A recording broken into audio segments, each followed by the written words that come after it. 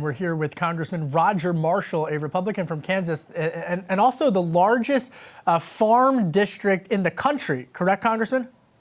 Yeah, that's right, Kevin. Good afternoon and Merry Christmas. Yes, we're agriculture 24/7 in Kansas.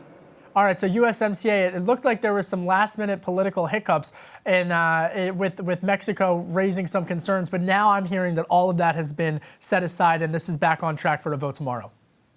You know, absolutely. And this is just a huge win for the president, a huge win for America. This is going to mean thousands of jobs in Kansas, hundreds of thousands of jobs across America. It's going to mean so much to my farmers. It's going to mean the ability to plant a crop next spring, to keep that fifth generation farm in their family. So this is a Christmas present for all of agriculture.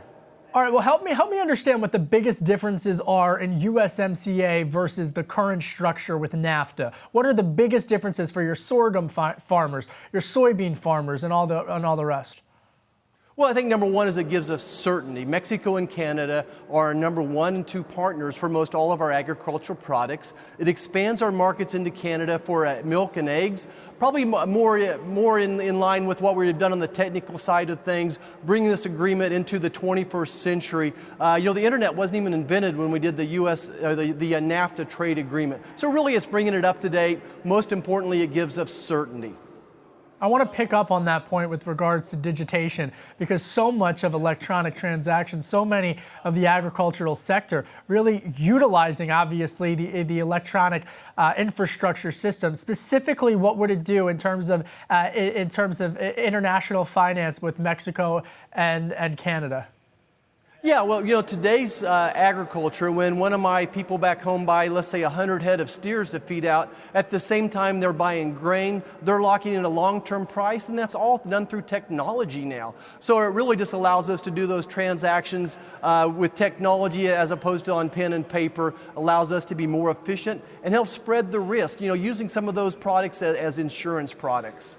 All right, switching continents, U.S.China Phase 1 trade deal agreement reached, according to President Trump, $40 to $50 billion worth of agricultural purchases, Congressman, that China says they'll buy from states like Kansas.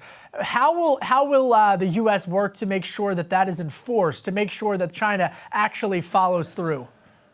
Well, certainly this is a big deal. We literally have mountains of grain sitting in Kansas from last year's crops, and now we have a place to go with them. So what the USTR, Bob Lighthizer, has done is just almost miraculous for quick enforcement. So automatically, if China doesn't honor their commitments, he can slap those tariffs back on. So I've got a lot of faith in Ambassador Lighthizer, the president. Greg Dowd's over there, one of the trade reps, making sure that all the I's are dotted and the T's are crossed.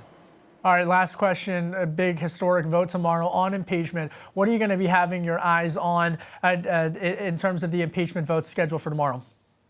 Well, the biggest frustrating thing about impeachment is it's kept us from getting this USMCA treatment done long time ago. So I think most of us have already made our minds up. I'm going to go in there and cast my vote. I don't think the president did anything wrong. There was no quid pro quo. So I'm going to go in there and vote no on impeachment. I think the die's already been cast and just ready to move on and get some work done for the people of Kansas. Congressman, we covered it all. We did USMCA, we did US-China, impeachment. I almost forgot. You guys are going to keep the government open by the end of the week, right? No government shutdown. Absolutely. That the House passed both those pieces of legislation today. I'm very concerned about our national deficit that we have going on right now. I'm very concerned about the price tags on these, but I am very glad that we're keeping the military going, and there's some funding in here for the president's wall, which is very, very important as well.